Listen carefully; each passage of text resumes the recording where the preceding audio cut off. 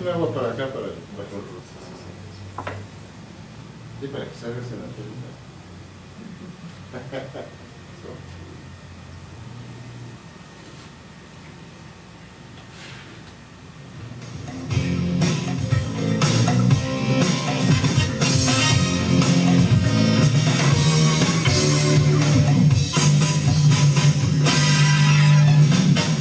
Bienvenidos a este su programa, Hablando de, un programa de contenido cultural, social y de entretenimiento, una producción del Centro Educativo Dani Querétaro. Y con ustedes, su conductor, Oscar Reyes. ¿Qué tal, amigos? ¿Cómo están? Bienvenidos a una emisión más de este programa Hablando de. Muchas gracias por estar con nosotros. Compartan, por favor. Y pues bueno, este mes patrio, estamos en septiembre, vamos a por la patria, la independencia de México, pero pues, ¿qué sabemos de la independencia de México? ¿Qué tanto sabemos? Para eso, el programa de hoy va a ser en torno justamente a la independencia de la Nueva España, que es lo correcto, porque en esos entonces aún se llamaba México, independencia de la Nueva España. Para este programa tengo el placer de contar con un gran amigo, el maestro en Ciencias de la Investigación Educativa, Roberto Hernández Sánchez. ¡Aplausos! Maestro, ¿cómo está? Bien, Oscarito. Me da gusto, me da gusto. Pásale, tome asiento, por favor. Gracias, gracias. Por hacer la distancia. Sí, exactamente. Muy bien. Pues bueno, la pregunta para el público es, ¿qué tanto sabemos de independencia de la Nueva España? ¿Ah?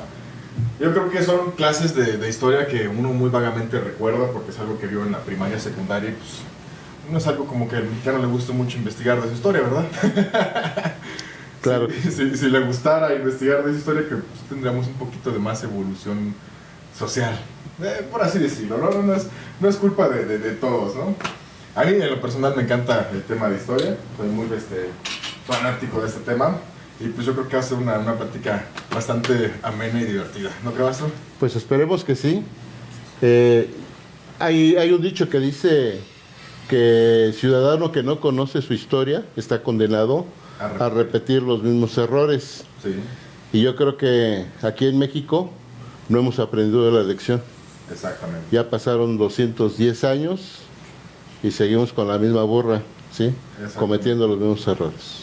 Entonces, para eso pues vamos a hablar personajes, contextos, un poquito de todo lo que se vivió por ahí del 1810 y donde nace pues, todo este movimiento que al día de hoy nos enorgullece, un movimiento bélico que duró 11 años, fue mucho tiempo, Sí. bastante tiempo, que bueno, ya veremos algunos errores por los cuales hubiera recorrido unos cuantos 10 años por ahí.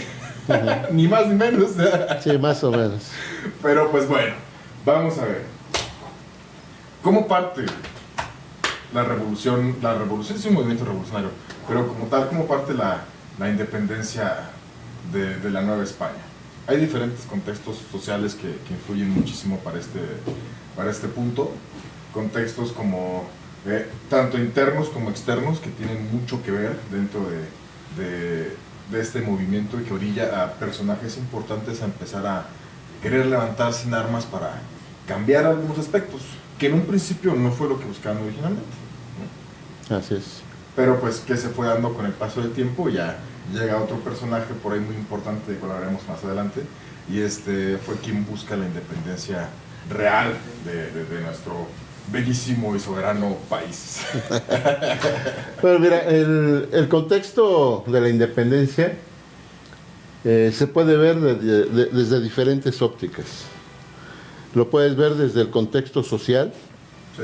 desde el contexto político, desde el contexto ideológico, desde el contexto religioso, que es muy importante, sí. ¿sí? Desde el contexto social, ¿sí? Y obviamente desde el contexto de influencias externas en nuestro país. Entonces los matices de cómo sucede el movimiento de independencia en México es muy amplio, es un mosaico muy grande que tendrías que analizar y no quedarnos con la parte comercial que normalmente nos vende, ¿no? La parte histórica de la SEP, básicamente. Mm, Es que sí. hay muchas discrepancias en lo que la historia, podríamos decirlo, más apegada a la realidad, porque realmente nunca vamos a ver a ciencia cierta qué pasó exactamente, porque no estuvimos ahí. Y tampoco fue tan documentado. Entonces, pues hay muchos, digamos, vertientes acerca de ciertas situaciones. La SEP nos maneja por ahí algunas partes de historia que la verdad yo no estoy tan de acuerdo. Pero pues vamos a hablar de lo que consideramos que es un poquito más realista, ¿no? Lo crudo de los personajes, lo crudo de la revolución, de este movimiento revolucionario de independencia.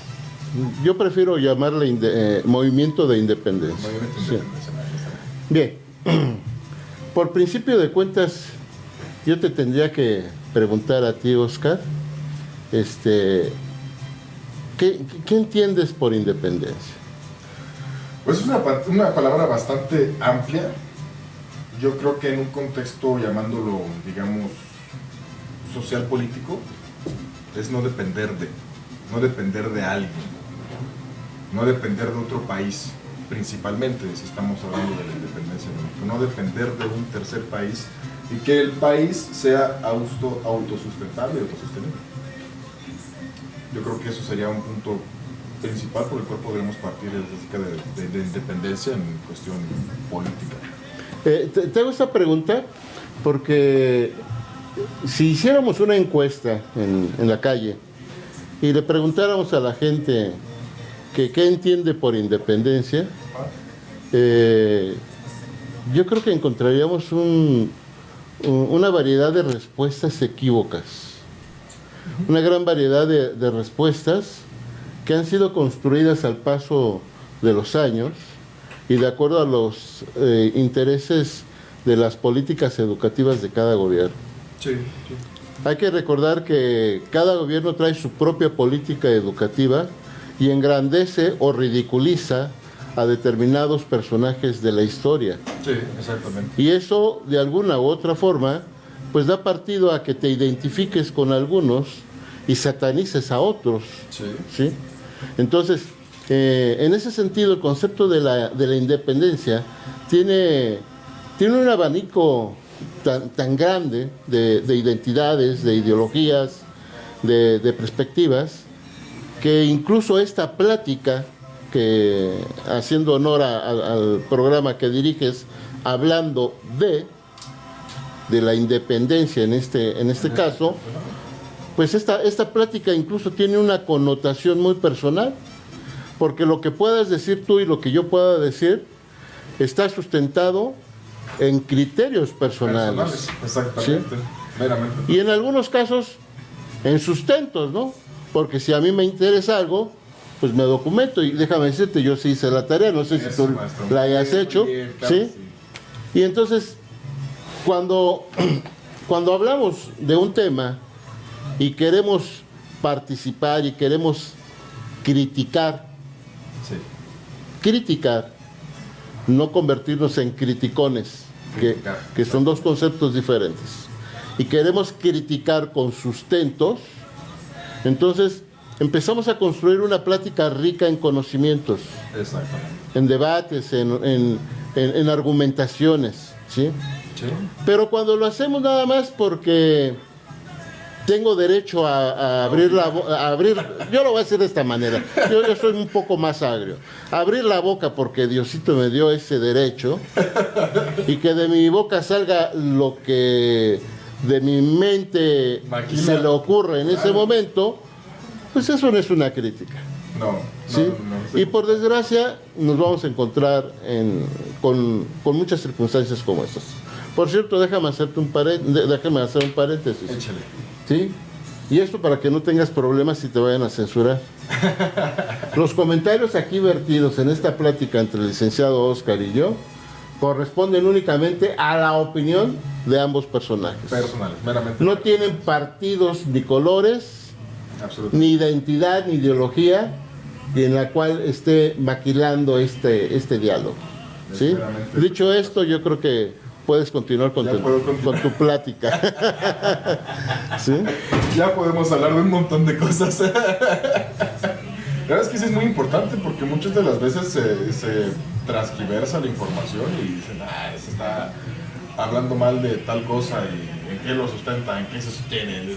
No, finalmente son veramente cuestiones personales de ideologías que pues uno va adquiriendo con el paso del tiempo y del conocimiento. Y mira, a mí me gustaría hacer dos puntuaciones muy precisas. La primera, ¿quién escribe la historia? Los que ganan. Los vencedores. Sí, eso está más que claro. ¿Y qué van a decir? Pues lo que les conviene. Para hacerlos grandotes, bonitos, ¿no? Claro. Sí. No van a ¿Y decir tú lo- crees que le van a dar el micrófono o la pluma o un lápiz o les van a dejar ser partícipes de un libro de historia a los que perdieron? No, Pues no. definitivamente. Pero entonces aquí hay algo bien importante y hay un segundo planteamiento, Oscar. Para eso existe la microhistoria. Ajá. Exactamente. Y la microhistoria es aquello que se cuenta desde tus abuelos, tus bisabuelos, tus mismos papás, lo que se comenta en el barrio, lo que se comenta en la calle donde vives. Ahora ya no se hace y es una lástima, es una verdadera lástima. Yo vivo allá por el pueblito y recién que llegamos aquí a Querétaro, yo orgullosamente soy chilango, ¿sí? Y mi esposa es del Estado de México, también es chilanga, ¿sí? Un saludo, Un abrazo. a la maestra Lilia, esposa del maestro Roberto. Ya se le ¿sí? estoy olvidando el nombre, maestro. No. Maestro Lilia, un abrazo. Yo le decía en alguna ocasión a mi esposa, cuando andábamos en el pueblito, le decía, mira qué chistoso, todavía aquí la gente en la tarde sacan sus mecedoras, sacan sus sillas, y veías a una persona adulta platicando y a personas ya grandes de 40, 50 años, y una pipiolada. Espero que sepas lo que es una pipiolada.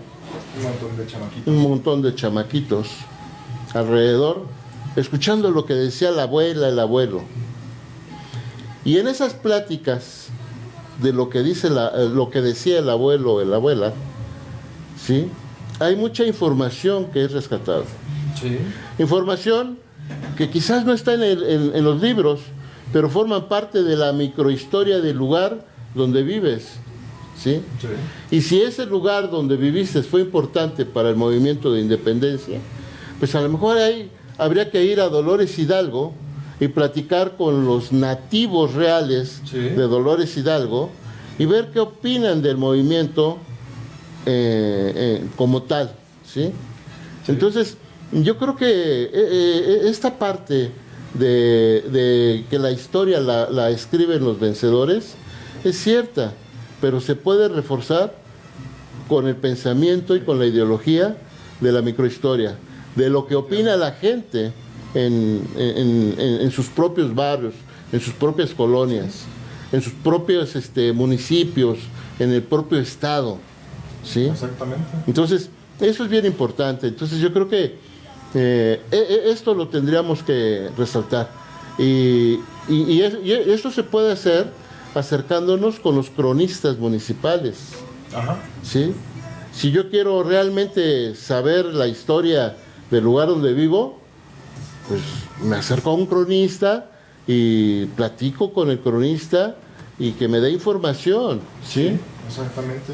Y entonces, desde la toponimia del lugar, ¿no?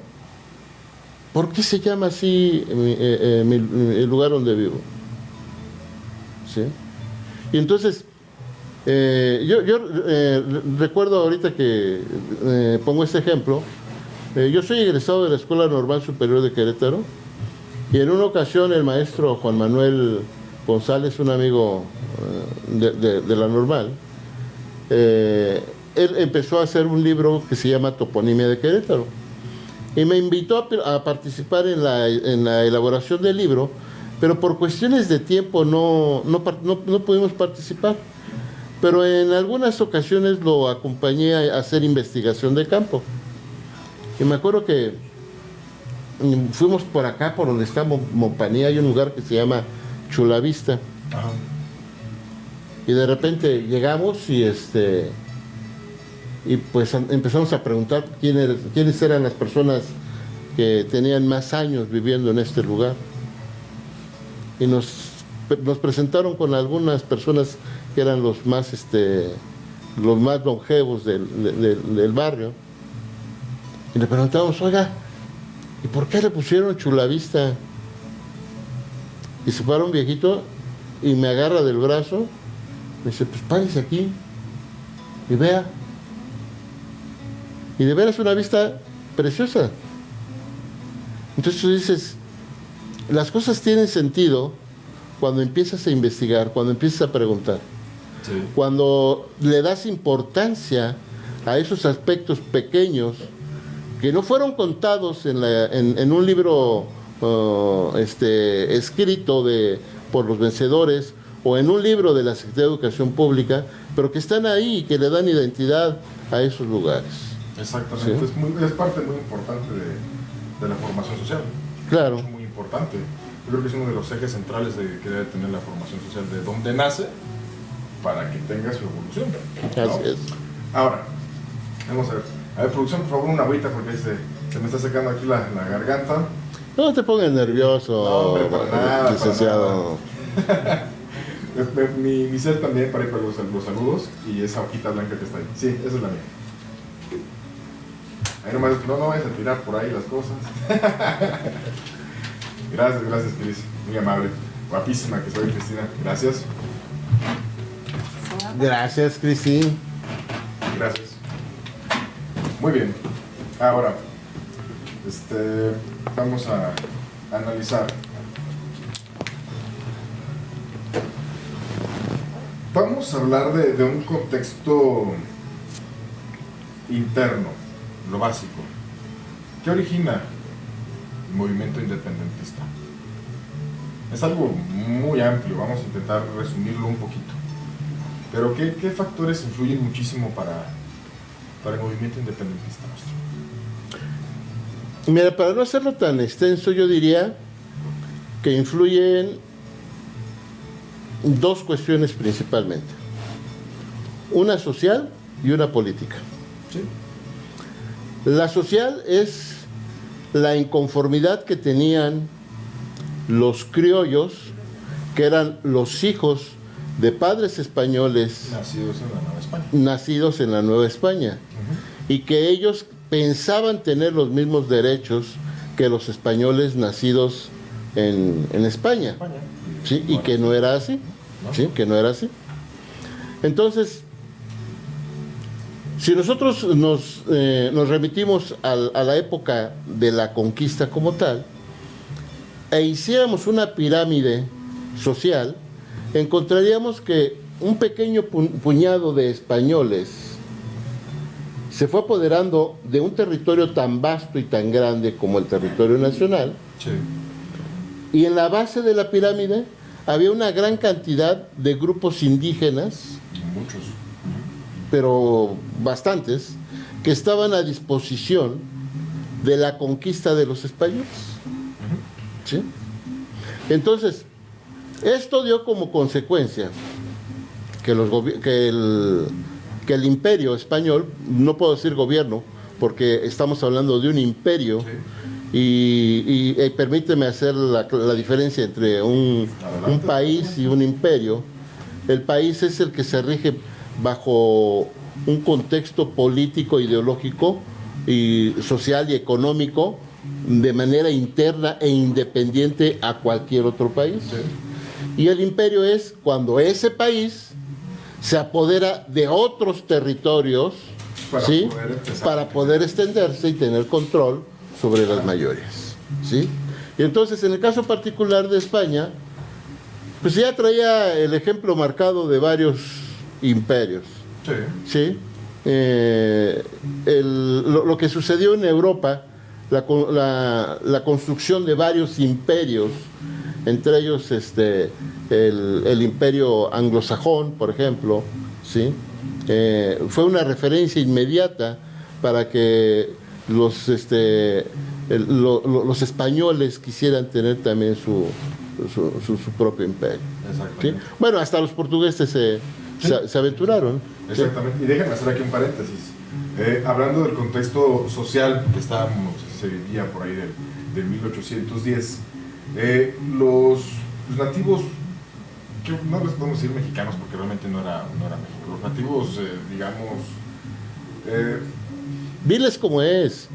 Son indígenas y no es un concepto peyorativo. No, al contrario, es una clasificación. Mira, socialmente en México había tres clasificaciones sociales: el peninsular, el indígena y el negro, que venía en calidad de esclavo. Son los tres grupos sociales que posteriormente se mezclaron, y como consecuencia de esa mezcla da origen a las castas. Fíjate que cuando yo hablo de castas me da mucho coraje, porque es tanto como si estuviéramos hablando de razas de perro. Exactamente, sí, ni más ni menos. Ajá. Entonces, a ver, el criollo, hablando de los perritos, ¿no? Ajá. El criollo, para nosotros, el criollo es el perrito más corriente. El corrientito, ¿no? Pero es el más leal. Ajá, exactamente. ¿Sí? Y los perros finos son los que te cuestan. Sí. Un saludo a mi Hanna, que me está viendo. A mi perrita. Ay, a mi chiquis también, que me está viendo. Sí. Entonces, los perros, en ese sentido, pues tienen una clasificación y se miden por pureza de raza y demás. Sí. Y ahí te lo pudiera aceptar. Pero en los seres humanos, No debería ser. decir que hay hombres o seres humanos, para no ser tan específicos en el género, que hay hombres de primera, de segunda y de tercera, yo no estoy de acuerdo. No. Y es una situación que se dio en el movimiento de independencia. Muy marcado. Y muy marcado. De hecho, el origen, el pretexto precisamente que se pone en el movimiento de independencia es Sí.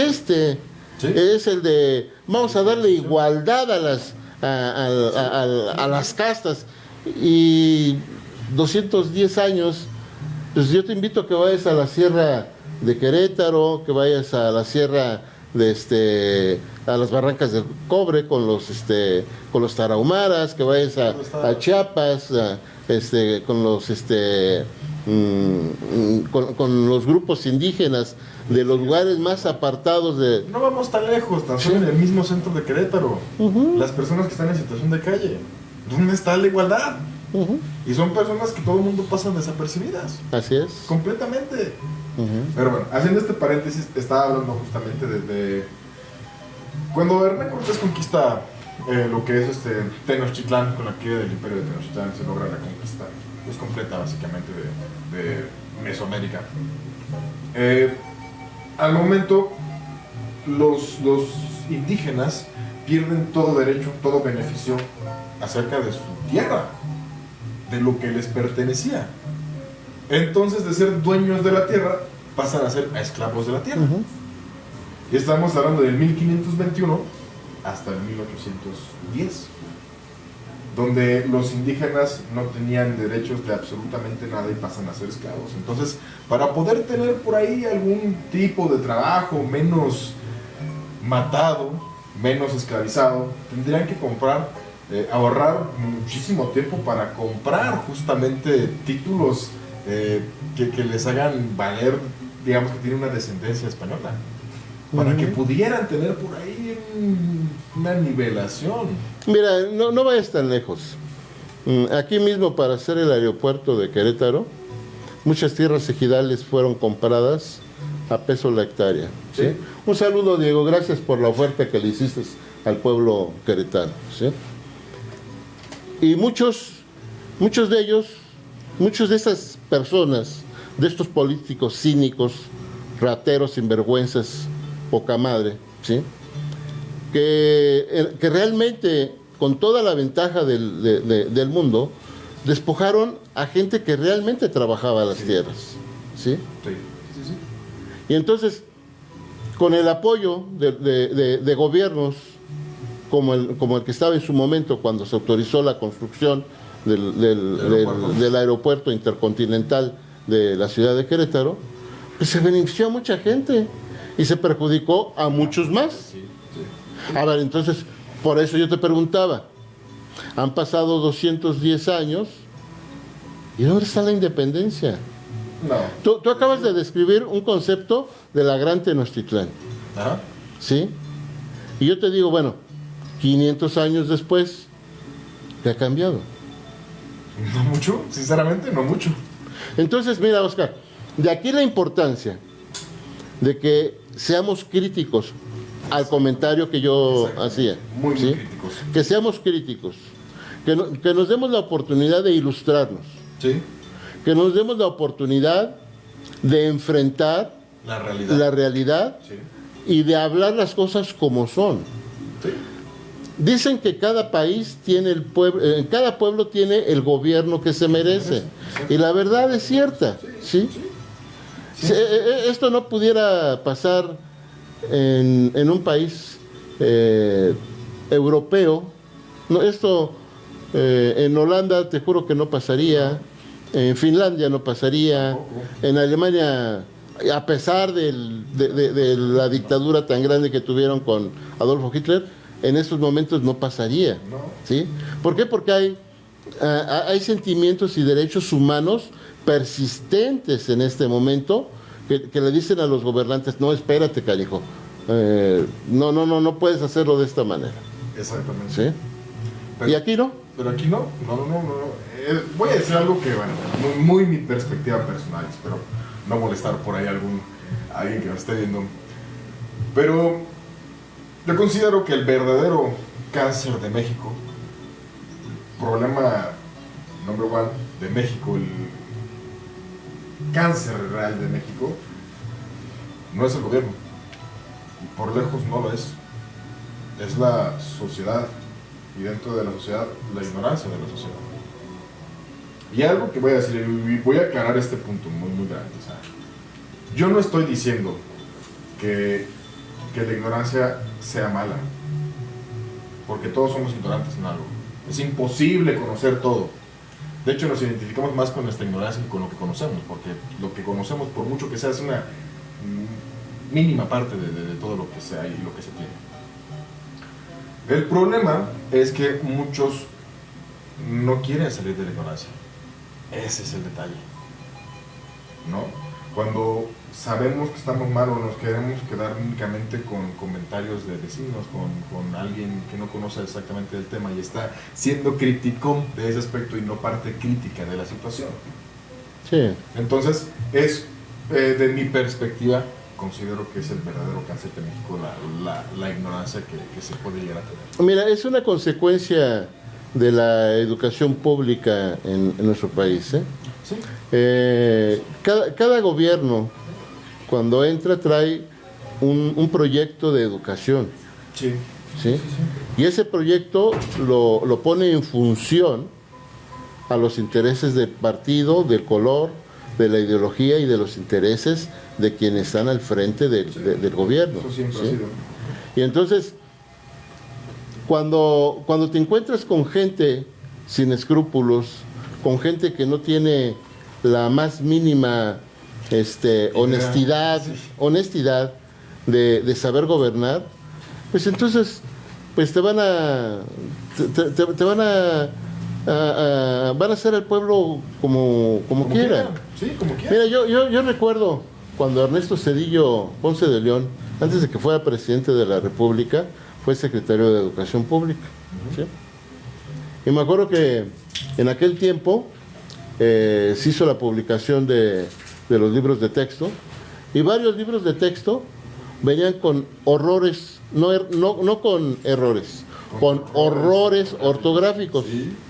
Entonces, hubo un grupo ya sabes, de críticos, aquí sí, de críticos, de gente que sabe, Sí.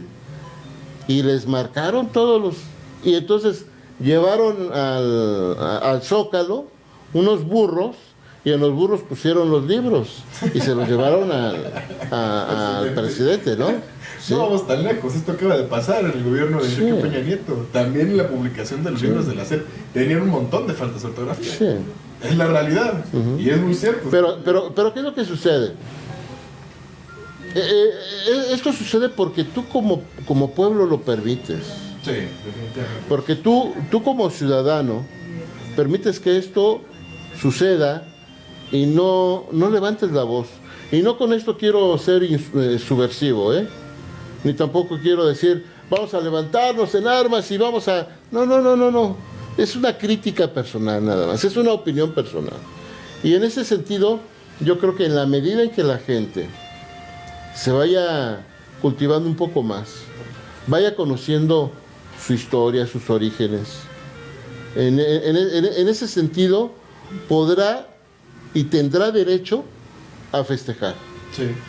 Mientras tanto, es un pretexto para ponernos hasta las manitas Y decir ¡Viva México! y gritar ¡Viva México! ¿Sí? Soy orgullosamente mexicano. Sí. Soy orgulloso de que... Sí, sí. Pero bueno, ahorita vamos a hablar de este punto. Volviendo al tema, maestro. Tú me dijiste que... Dejando este breve paréntesis. Durante el inicio del movimiento independentista, uno de los puntos principales justamente que platicábamos acerca de ello era la desigualdad social que se vivía. Sí. Una desigualdad muy marcada. La pobreza del pueblo pues, mexicano, de los indígenas. Del pueblo de la Nueva España. Del pueblo de la Nueva España, sí. Pues era muy marcado. Y pues hay personajes que son claves para iniciar movimientos. La cosa es, ¿por qué iniciaron el movimiento?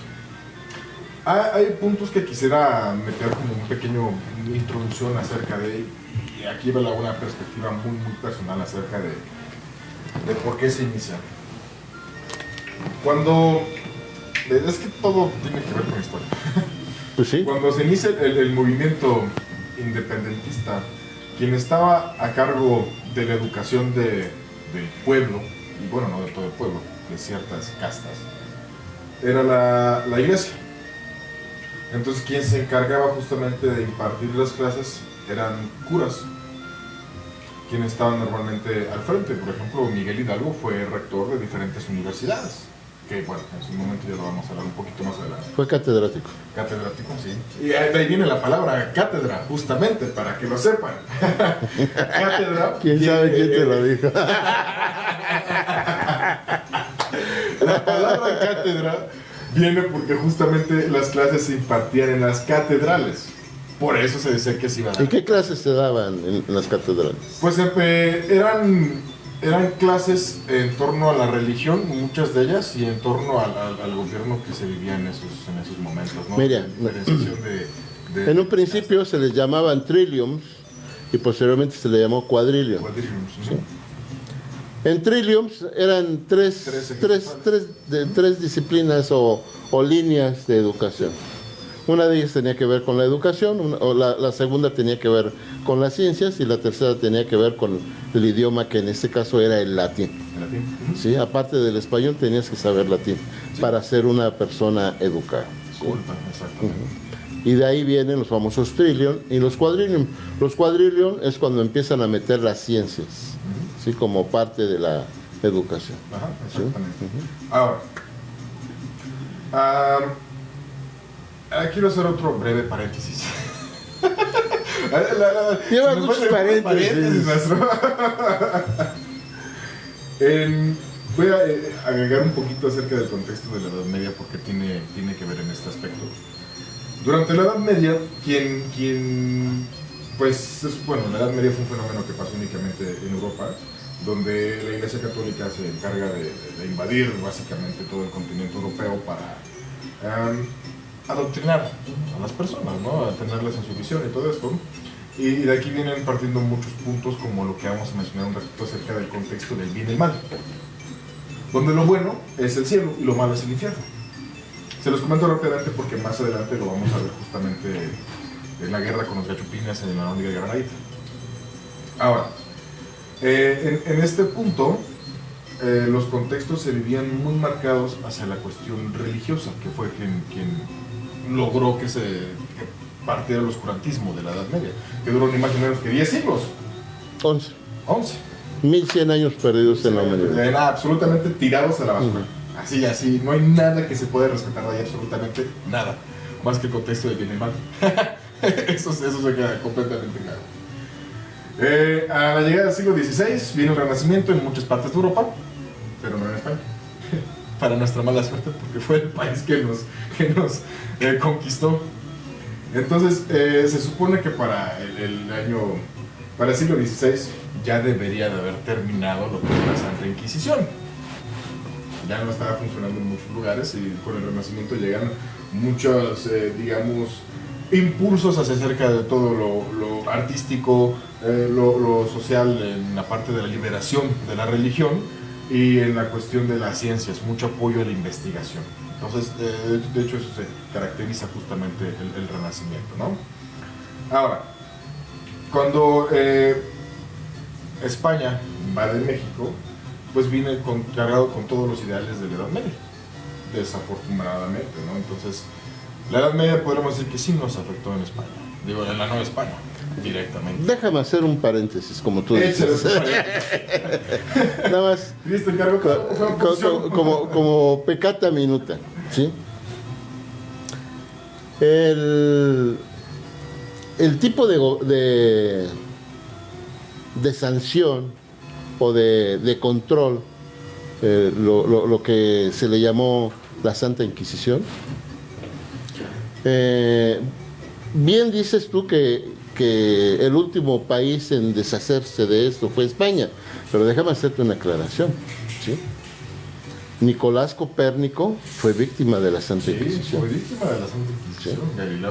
Galileo Galilei también sí. Murió a manos. Es más, Leonardo da Vinci, el pintor y escultor más grande de la historia, sí. fue víctima de la Santa Inquisición. No se lo ejecutaron, pero sí le pusieron un... Es más... Miguel Hidalgo fue víctima de la Santa Inquisición, por eso lo menciono, porque estamos hablando de 1811 y Miguel Hidalgo fue juzgado por la Santa Inquisición. Pero déjame decirte una cosa. Adelante, Cris. En algún momento determinado, Miguel Hidalgo fue parte del jurado de la Santa Inquisición. Sí. Pues es que estaba dentro no podía evadir las responsabilidades que tenía como cura. Y que era un cura muy radical, ya vamos a hablar en su momento de ello. Bueno. Ahora, los contextos que se vivían en ese momento acerca de... pues están muy marcados a lo que fue la Edad Media. Entonces, nos tocó la embarrada, la última embarrada, por así decirlo, de la Edad Media, con la conquista de México, y esto que se vivió, yo creo que hasta ahorita no hemos podido superar ese punto. Pero bueno, de mi perspectiva meramente 100% personal, considero que uno de los factores que influyó mucho para el movimiento de independencia fueron las ideologías francesas. ¿Por qué? En México se tenía muy marcada la cuestión religiosa, los beneficios que tenía la iglesia en todo aspecto, económicos, sociales, políticos, en todo aspecto la iglesia estaba a la cúspide de la pirámide. Cuando Francia invade España y lo conquista y quita del reino a Fernando VII, que en ese momento era rey de España, y meten al hermano de Napoleón Bonaparte, Federico Bonaparte. Déjame hacerte un paréntesis, por favor. Digo, para que no te estén mandando mensajes de que la estás cajeteando. No, para nada.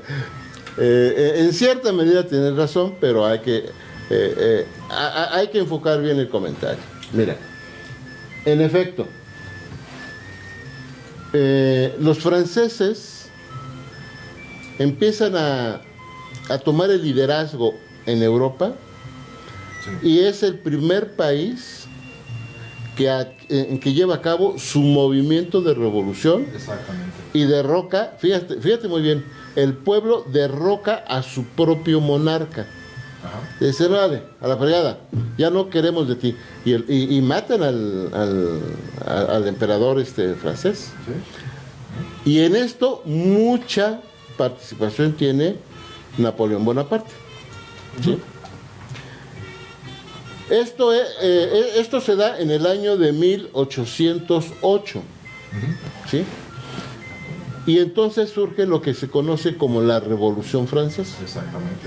Y en la Revolución Francesa hay dos eventos muy importantes que yo creo que están plasmados en todas las constituciones de todo el mundo. Sí. Uno, los derechos Sí. de los seres humanos y los derechos civiles, exactamente. a los que tienen esos Ajá. seres humanos.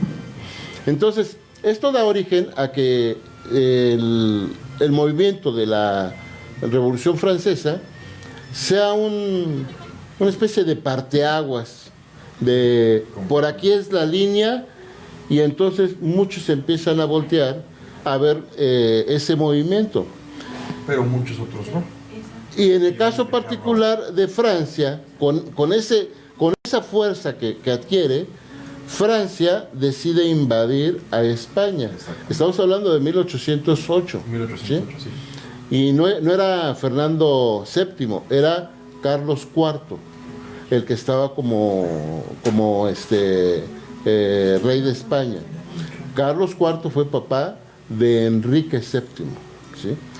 De hecho, hay un momento histórico en el que Napoleón Bonaparte expulsa a la familia real de España. Y entonces, fíjate ese movimiento, qué rebote tan fuerte trae aquí en México. En la Nueva España, sí. ¿Sí? O en la Nueva España. El rey español, sin haber pisado las tierras conquistadas por España, pues mandó pedirles a los que eran territorios ocupados por el Imperio Español dinero. ¿Para qué? Pues para detener a Napoleón Bonaparte, porque no había forma de detener. El ejército más poderoso. En aquel tiempo México tenía una población de 6.400.000 habitantes, entre españoles, mestizos, criollos y toda la revoltura, ¿sí? Y entonces se les empezó a pedir que apoyaran al rey de España. Y la gente que era pues de origen peninsular, pues decía, órale, va porque es mi rey, aunque ese rey nunca haya venido a verte. Nada por el Era por nombramiento, pero nunca había venido a verte y nunca te había extendido beneficios personales, salvo a los que declaraba virreyes. Eso sí. Eso sí. Era el representante del que era rey. el representante del rey. Extensión del territorio. Pero yo, que era una persona que había nacido en la Nueva España y que mis papás eran españoles, pues no tenía el mismo beneficio. Entonces, aquí es donde empieza a surgir ese resentimiento, ¿sí? Sí. Y fíjate, en aquel tiempo España recibió 12 millones de pesos de aquella época. Estamos hablando cuando el peso se medía en oro y en plata. No bien plata, sí. ¿Sí? Nada de que el tipo de cambio de 20 pesos, no. Eran pesos en oro y en plata. Era muchísimo dinero. ¿Sí? Exactamente. Entonces, ni todo ese dinero que mandaron los peninsulares, los que decían ser peninsulares, que vivían en México, sirvió para detener a Napoleón Bonaparte. No, pues era el ejército más poderoso. Y luego vino otra idea de nuestro amigo Carlos IV. Casi es chocolate, ¿eh? Casi es chocolate, de lo dulce que era el señor. Y entonces, este personaje le dice a la iglesia: necesito tu apoyo, y el diezmo que cobras lo tienes que mandar. Sí. Y entonces la iglesia dice, espérame, ya los peninsulares o la gente ya te está ayudando y ahora quieres que Dame lo mío. ¿Sí? No, o sea, ya no está haciendo, como que el piso ya no está muy parejo, ¿no? Ajá, exactamente. Y esas fueron algunas de las causales sociopolíticas de las que yo hablaba en un principio, que dieron origen a que el movimiento de independencia en México Se llevará a cabo. tuviera sentido. Pero yo también, en la consideración de la cuestión ideológica, porque estamos hablando de que Francia se convierte en un país completamente renovado, dejando a un lado completamente las perspectivas religiosas tiradas por la barda y dejando, digamos, muchas de las cuestiones que se vivían en España y por ende en la Nueva España completamente obsoletas. Sí, de hecho, mira, has escuchado hablar de la famosa Comuna de París. Ujú. La Comuna de París sirvió como referencia para el nacimiento del comunismo. Sí. Nada más te lo dejo. ¿Por qué? Porque en la Comuna de París hablaba de un concepto de igualdad entre los ciudadanos, ¿sí? Y me parecía muy justo. Pero vuelvo a lo mismo. Cuando la gente pierde el piso y se empalaga del poder, Sí. se olvida de las buenas intenciones Que tenía en un principio. Sí. Y entonces, sí, cierto, Francia se convirtió en un parteaguas y fue el referente ideológico para muchos países, Sí. pero tampoco fue una perita en dulce porque... No, obviamente no. Y justamente de esas comunas nace el término de derecha y de izquierda. Sí, Que no es nada más que los que se sentarlos. sentaban a la derecha y los que se sentaban a la izquierda. Bueno, derecha e izquierda. Para Sí. que no haya ahí, se confundió.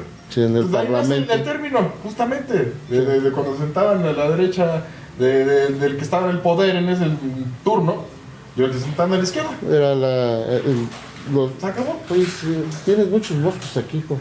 ¿Será? Ya estoy todo Bueno. picoteado.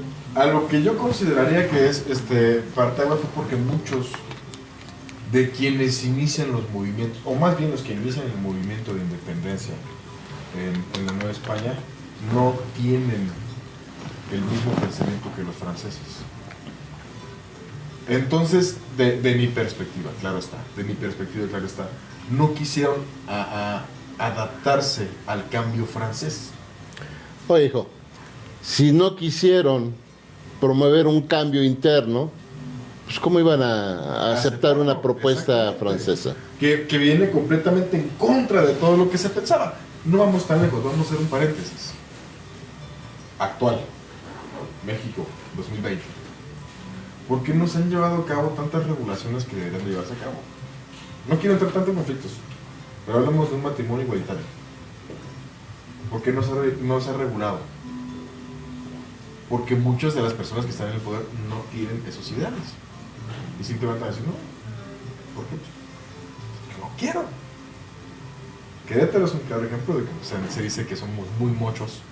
Yo soy queretano y se dice que somos muy mochos en ese aspecto. Y tienen razón. Es la verdad. Entonces, volviendo al tema de 1810, pues es que llegara alguien...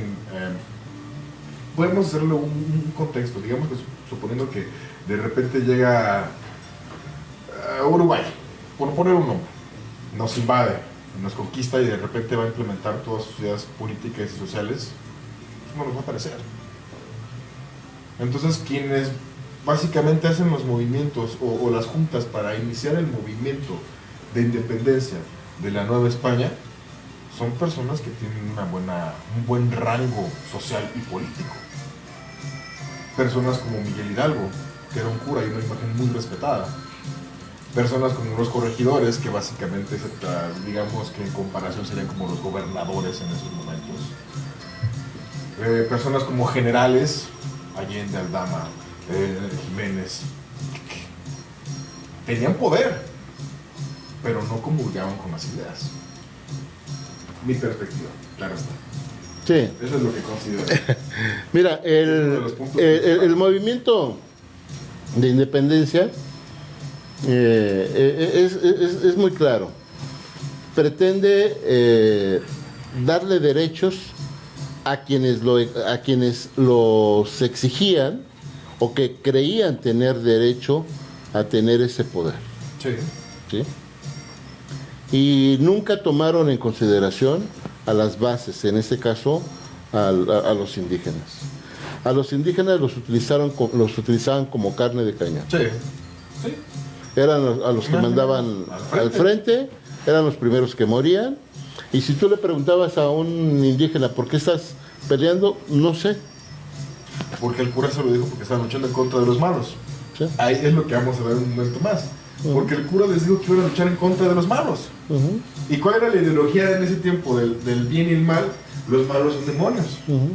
Y era un pueblo meramente católico, regido con ideales católicos que pues no les permitían que los malos estuvieran en el poder, que in other words eran diablos para el pensamiento de los indígenas.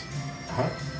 Entonces, teniendo ya estos contextos, vamos a hablar de un eje central donde se lleva a cabo las juntas de conspiración para el movimiento independentista, que fue Querétaro, justamente en una de las casas de los corregidores de Querétaro, actual museo regional que se encuentra en el mero centro de Querétaro, frente al Jardín Cenar.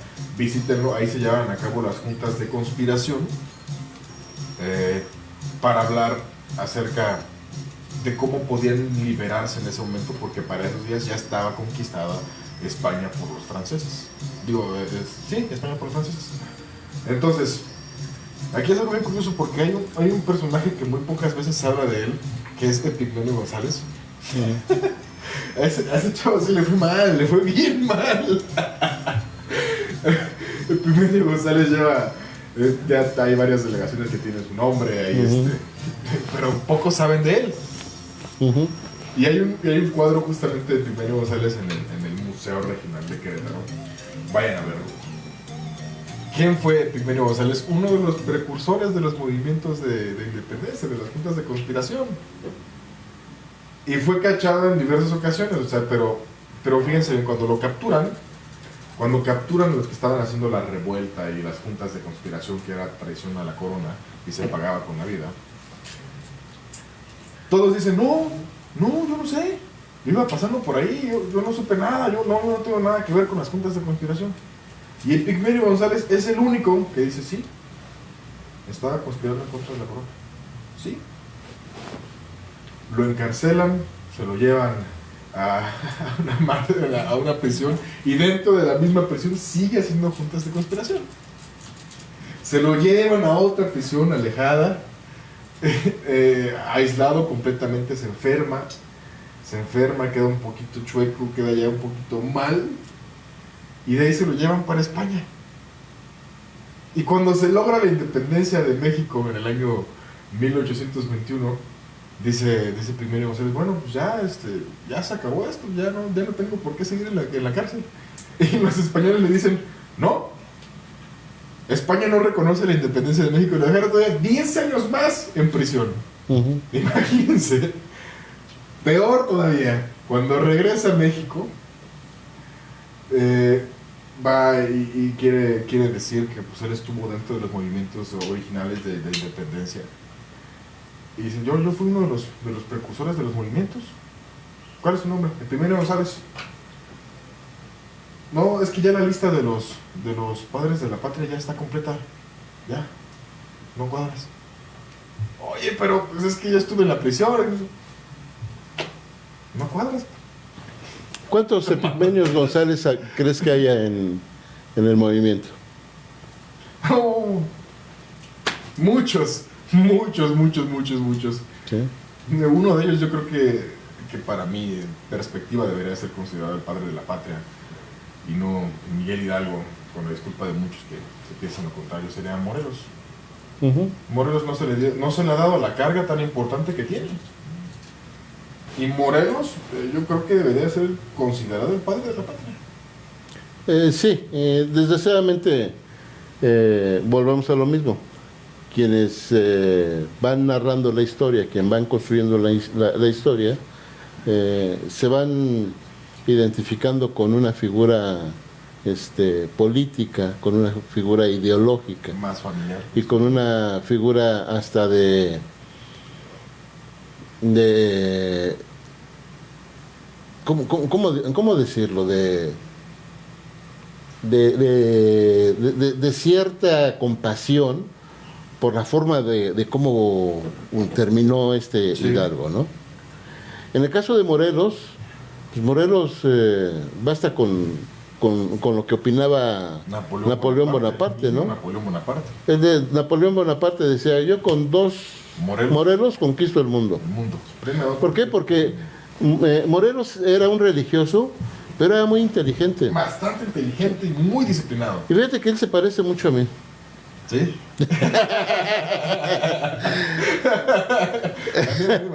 No, o sea, el comentario es que, bueno, haciendo un paréntesis, como tú sabes, yo soy maestro y es una pena que ahora no podamos hacer la representación del 15 de septiembre, Sí.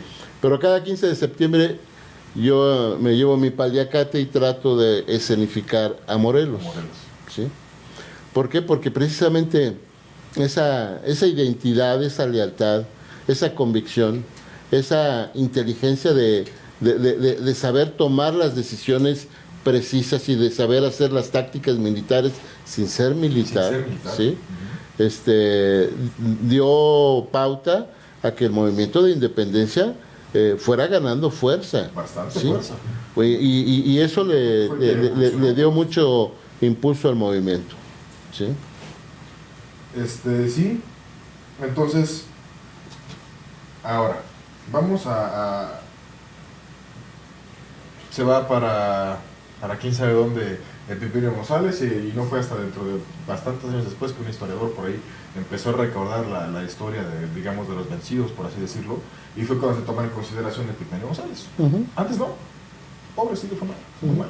Y como esos hay muchos en la historia de México. Entre ellos ponen la lista de Ezequiel Montes. Ezequiel Montes, exactamente. ¿Sí? Uh-huh. Que aunque con una participación mínima, pero es el punto conector entre Querétaro y Dolores para la información del movimiento de independencia. Sí. ¿Sí? De hecho, gracias a esa conexión, el movimiento se adelanta, porque el movimiento estaba programado para el mes de diciembre, no en septiembre. Exactamente. ¿Sí? Exactamente. Uh-huh. Por eso te preguntaba, bueno, ¿cuántos Epigmenios González conoces? Pues hay muchos. Hay muchos de los que ni siquiera sabemos. Así ¿Por qué? es. Porque se quedaron perdidos en la historia. Así es. Y volvemos a lo mismo, volvemos a la plática inicial, Oscar. La historia la escriben los vencedores. Pero cuando te pones a rascarle a la historia y te metes un poquito a investigar y empiezas a conocer la microhistoria, pues te das cuenta de que hay muchísima gente que debería de estar debería de ser mencionada. Sí, debería de ser. Y no está dentro del reconocimiento político, ideológico del movimiento. ¿Sí? Uh-huh. Y volvemos a lo mismo. El reconocimiento es por parte de quienes son Los ganadores. sí, los que están al frente del gobierno, ¿no? Sí, ahora vamos a ver. Dentro de las juntas de conspiración, de las últimas juntas que se llevaron a cabo justamente en el Museo Regional de Querétaro, pues encontramos personajes como Miguel Hidalgo, encontramos personajes como Miguel Domínguez, a Miguel Hidalgo lo vas a encontrar en Dolores. en Dolores, Sí. en algunas de las ocasiones. Ahora, en esas juntas, quien llevaba la batuta no era como todos piensan Miguel Hidalgo, porque todos tienen esa idea equívoca, no sé por qué. Uh-huh. No sé por qué todos tienen idea equívoca de que quien llevaba la batuta de los movimientos No era de las él. juntas de conspiración era Miguel Hidalgo, no era él, Uh-huh. era Allende. Uh-huh. Porque Allende justamente era quien contaba con los recursos necesarios y con la gente necesaria para... Y con la estrategia militar, porque era muy militar. importante, era militar. Uh-huh. Entonces era quien estaba al frente de las juntas. Y tampoco se le da la importancia que debería tener cuando Allende también fue un Es que mira, muy importante. Volvemos a lo mismo. ¿Quién movía las masas? Hidalgo. Hidalgo, ¿sí? Prueba de ello es la clásica representación escolar, ¿no? Sí. De que suena la campanita a medianoche y se reúne el pueblo y saca el estandarte de la Virgen de Guadalupe. Fíjate cómo nos lo pintan desde que somos pequeños, ¿no? Sí. Que la iglesia tuvo que intervenir en el movimiento político para hacer una transformación social Sí. del país. Y no fue, No fue así. No. A ver, ¿por qué la iglesia, por qué en el contexto no se habla de que la iglesia cobraba cuando te morías? Y mira, y te voy a poner un ejemplo. Si eras de noble casta y de abolengo y de lana, así como lo eres tú, ¿sí? Si llegabas a morir, pues te ponían a la entrada de la iglesia del cura de la parroquia de donde vivías. Y es más, si tenías mucha lana, te ponían cerca del púlpito. Sí. ¿Sí? O si eras muy allegado al padre y tenías pero muy buena lana, abajito de la Virgen de Guadalupe o del Cristo. De Cristo, sí. ¿Sí? Te ponían ahí. ¿Y los demás? ¿No tenías lana? Ay, hijo, qué pena que te moriste. Mira, hay un pedacito, pero hasta el rincón del cementerio. Sí. Sí, así era. Sí, la iglesia fue, digamos, muchos de los problemas sociales que se vivían parten de la desigualdad de la misma iglesia. Mira, me voy a meter en un tema que no tiene, bueno, tiene y no tiene que ver con esto. ¿Sí? Voy a hacer un paréntesis, como tú dices. Me voy a salir del movimiento de independencia, que es el tema central, y me voy a ir al movimiento de Juárez, cuando está luchando contra la imposición del imperio de Maximiliano de Habsburgo.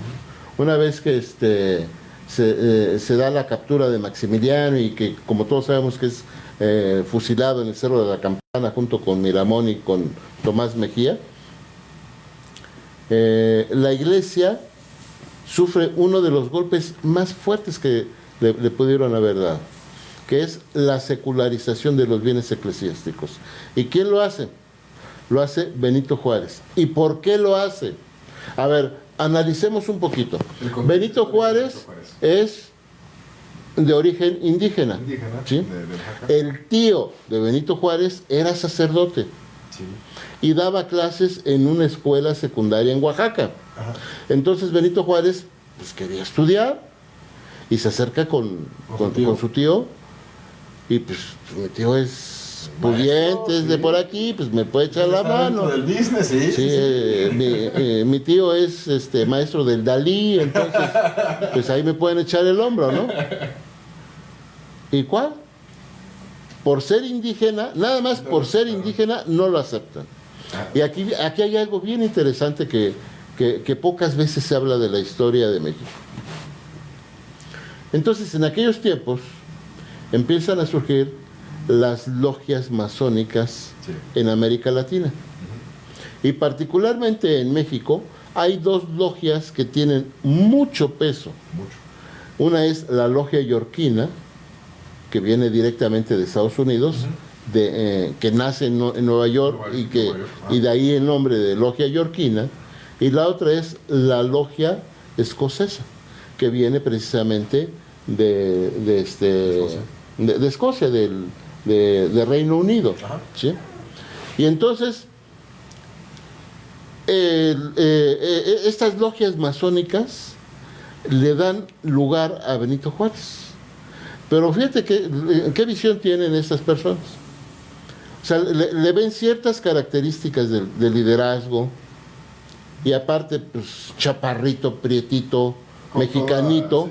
Dijeron, pues lo podemos hacer un líder, y lo convierten en un líder social que nunca se había presentado en México. Un verdadero indígena que tenía la capacidad de haberse convertido en licenciado, ¿sí? Que tenía la capacidad de poder debatir, de poder discutir, de poder tener representación social ante los grupos políticos que ya existían, y que después fue apoyado con todo el peso y todo el dinero por parte de las logias, hasta que lo hicieron presidente de la República. Exactamente. ¿Cuál era la intención de todo esto? Pues quitar a la Iglesia Católica y meter el sistema religioso que tiene Estados Unidos actualmente. Sí, ¿Sí? sí, exactamente. Desgraciadamente no se pudo lograr, pero déjame decirte que muchos presidentes, si no es que todos, a excepción de mi queridísimo y amado Andrés Manuel López Obrador, todos son masones. Son masones. ¿Sí? Todos vienen de logias masónicas. Creo. Unos más unos más inteligentes que otros. Y por ejemplo, nuestro amigo Peña Nieto, que ya sabemos que era bueno, en un minuto, bueno, sí, en 5 minutos, no se le daba. No se le daba, sí.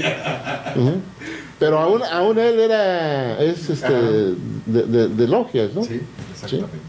Sí. Bueno, entonces, volviendo al tema central del cual estamos partiendo, ya no Es que tú pareces mesa de ping-pong, man.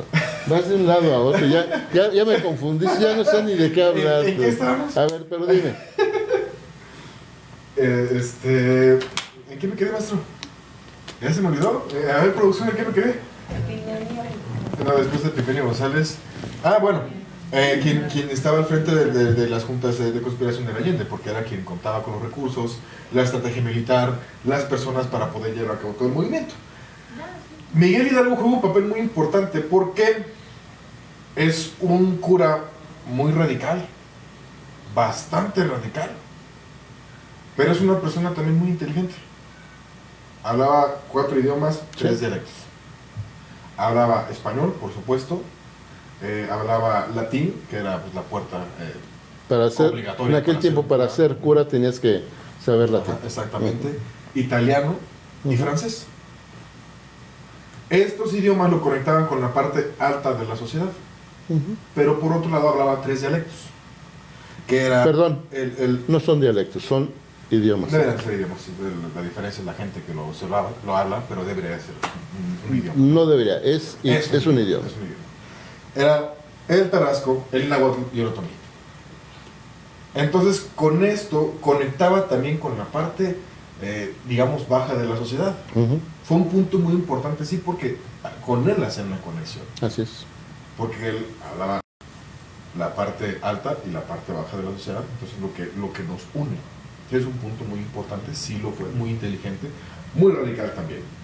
Y una de las cosas bien curiosas, porque a Miguel Hidalgo nos lo pintan como si fuera el viejito bonachón, buena onda, que ayuda al pueblo. No, él no era así. No era así.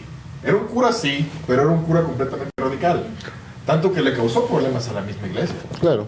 De hecho la gente de las bases populares, por así mencionarlo, le llamaban Tata Hidalgo. El Tata Hidalgo, sí. Tata Hidalgo, sí. Precisamente por la relación y esa parte histriónica que acabas de mencionar, tiene un gran impacto en las clases bajas, ¿sí? Y es por ello que a él se le da el título del padre de la patria, ¿no? Pero se le da el título no por los logros que hizo, sino por la conexión social que tuvo con la gente, ¿sí? Y hay que decirlo, eso también es muy importante, porque un movimiento de independencia debe de estar dirigido por un líder, y un líder debe tener la característica de saber hacer discursos, de saber convencer a la gente, de saber enajenar a la gente, y entiéndase bien el concepto de enajenar, ¿sí? De poderlos dirigir hacia un objetivo, ¿sí? Aunque el objetivo no les conveniera. A ellos, sí, pero al líder sí. ¿Sí me explico? Exactamente. O sea, y esa era la característica que tenían pues quienes llevaron a cabo el movimiento de independencia. Sí. Eran grandes líderes, unos con mayor presencia, otros con menor, unos con gran apoyo capital, otros con inteligencia, como es el caso de Morelos, que ya lo mencionamos, y otros aportando simple y sencillamente pues los espacios, los recursos que se tenía a la mano. ¿Sí? ¿Por qué? Porque nada más imagínate, mover ya no te digo 100,000 gentes, No. te voy a decir 10,000 personas.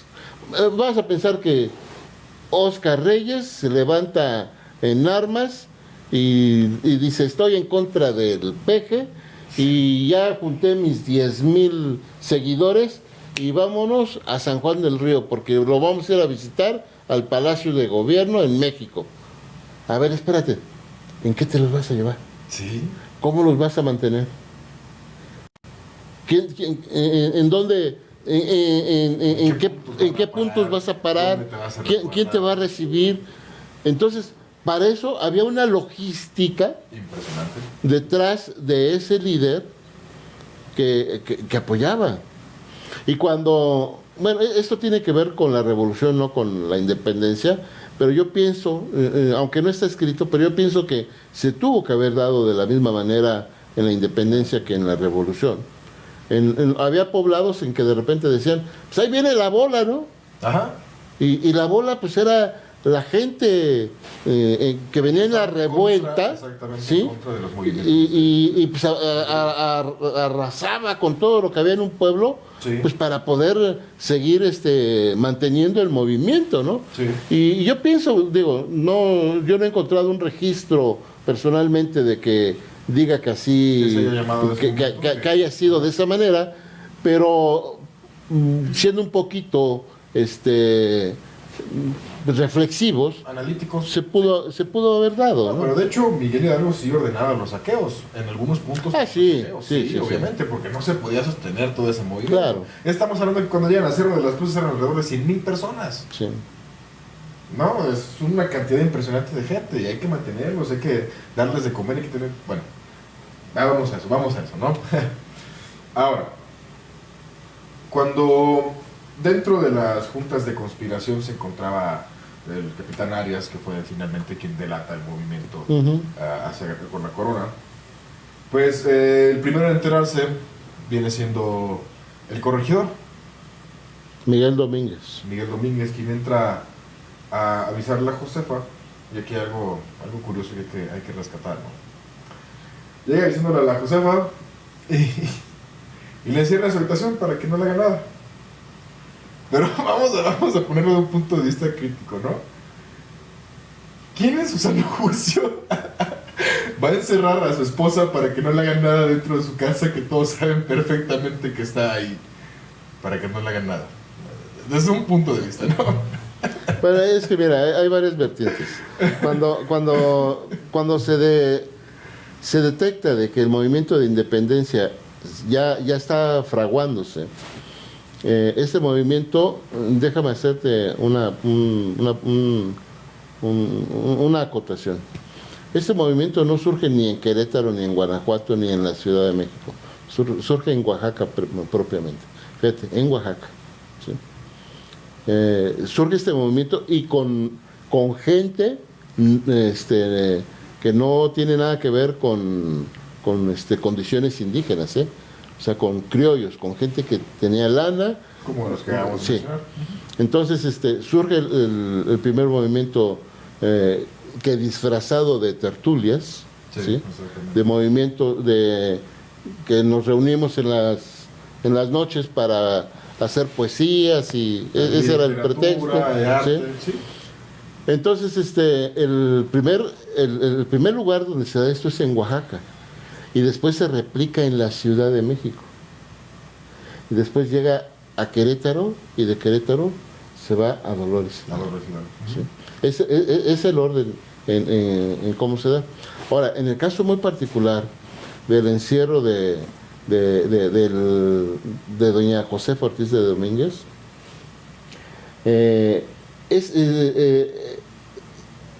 esta parte es es muy controversial. Sí. Algunos dicen que Hay fue discrepancias, hay discrepancias. que fue el doctor Domínguez, el corregidor, el que la encerró, y hay quienes dicen que fue el Ejército Real el que detectó el movimiento de conspiración, y como dentro del grupo estaba la corregidora, y como no había cárcel para mujeres, o sea, a los demás los metieron a la cárcel, a los que encontraban ahí, en primer lugar al doctor Miguel Domínguez, y meten a la corregidora, la encierran en su casa, ¿sí? Entonces, hay discrepancias, Sí, ahí discrepancias, habría porque que... Lo mismo que comentaba hace un momento, no estuvimos en el momento en que se dieron los hechos, por ende no podríamos decir Sí. a ciencia cierta qué pasó exactamente. Lo que también se rumora por ahí de algunos historiadores es de que pues doña Josefa Ortiz de Domínguez tenía por ahí unos que veres Sí, con alguien del ejército que fue un pilar importante también, llamado Allende, ¿verdad? sí. Tenía sus que veres dentro de ellos dos, y de ahí viene el siguiente punto muy importante. La cuestión es de que se queda encerrada en su habitación, y hasta ahí la única información o la única persona que sabía que ya están siendo casados los que estaban en las juntas de conspiración era doña Josefa Ortiz de Domínguez. Y ahí se había cortado el hilito y ahí iban a estar casando a los demás que estaban dentro de él. Entonces, de ahí viene el famoso taconazo que salió en la habitación, ¿no? Entonces, hay uno que dice, bueno, pues es que fue como una especie de clave Morse para avisarle ayer y la fregada. Siendo honestos, pues tú no vas a estar en una casa y vas a echar taconazos y vas a decir, ay, es clave Morse, deja subo a la habitación de doña Josefa Ortiz de Domínguez. No, porque estaba completamente prohibido. No se podía. Entonces, por ahí considero, de mi perspectiva, que ya sería la clave que manejaban para darse aviso de cuando no estaba el corregidor. Y pues, pudieran... Bueno, resguardarse mejor, ¿verdad? esa parte íntima no la vamos a comentar, no me atrevo a afirmarla, pero lo que sí te puedo decir es que, aprovechando las características estructurales de las casas, doña Josefa hacía esto y sí se escuchaba hacia la parte de abajo. Sí. Y quien estaba abajo pues era un sirviente. ¿Y quién era ese sirviente? Pues Ezequiel Montes. Y entonces, en ese momento ya habían soltado la sopa el doctor, el corregidor, y la gente que estaba en la tertulia. Ya habían soltado la sopa de que el movimiento se estaba fraguando. Y ya habían dicho que... ya tenía fecha y todo, sí. Ya estaba, Entonces, lo que hizo... Aquí yo creo que cabe resaltar esta parte como algo muy importante, porque pocas mujeres participan en el movimiento de independencia y a muy pocas se les da la importancia. Y entre ellas está Leona Vicario y está Josefa Ortiz de Domínguez. Sí. Desde mi punto de vista, doña Josefa juega un papel muy importante en inteligencia. ¿Por qué? Porque incluso las riendas, por así decirlo, de la gobernatura de Querétaro estaban dirigidas prácticamente por la corregidora. Sí, era ¿Sí? quien estaba detrás de él. Era quien opinaba, quien decía. Entonces, estaba bien informada. Prueba de ello es que participaba en las juntas de conspiración. Y tenía tanta información que le permitía, tanto así que su voto le permitía generar situaciones de trascendencia, ¿no? Sí. Tan es así de que la información que manda Dolores Hidalgo es precisamente tomada en cuenta, ¿no? Sí. Exactamente, es un punto principal. Así es. Y pues bueno, de ahí se le da la información por medio del cerrojo en el papelito y la información de que ya había sido pues todo, digamos, ya se ha soltado la sopa por parte del capitán Arias, que había traicionado el movimiento, bla, bla, bla, bla, bla. Y de ahí, pues quien parte para Dolores es justamente Allende. Ujú. Se va para Dolores y pasa. Hay una estatua en el centro de un jinete, de una persona que va a caballo y va a echar la fregada ahí justamente en la universidad. Es justamente por donde pasó Ezequiel Montes. Ezequiel Montes, exactamente. Bueno, llegan con Miguel Hidalgo, que se encontraba en Dolores Hidalgo, Guanajuato. Llega y le comentan lo que había pasado, todo el movimiento, y pues en primera instancia la reacción fue como un shock, básicamente, porque tenían que adelantar el movimiento de la noche a la mañana, cuando no se tenía completamente todo planeado, cuando no se tenía la gente, cuando no se tenía el arma, los dineros, nada de esto. Entonces, para taparle el ojo al macho, básicamente, Miguel Hidalgo se hacía sus reuniones, que cabe destacar que era un padre muy liberal, que uno de los puntos principales que me gustaría decir de él era que Miguel Hidalgo decía que la iglesia, que la Biblia no se debía de leer hincado y en la parroquia, que debías de leerla en la comunidad de tu casa y darle tu interpretación personal, y cosa que esto no le parece absolutamente nada mal a la iglesia.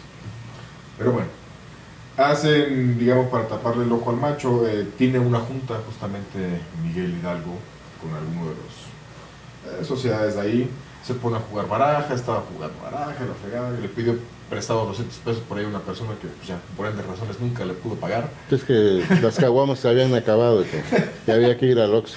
Sí, exactamente, porque a Miguel Hidalgo también le gustaban los tragos, le gustaban los tragos, era un viejito un poquito bravo, no es nada como me comentan la historia que normalmente conocemos, tuvo hijos, algo que no era permitido dentro de la iglesia. Y pues bueno, dirían por ahí un chiste, dice, padre, se quitó la sotana. No, hijo, nomás me la levanté.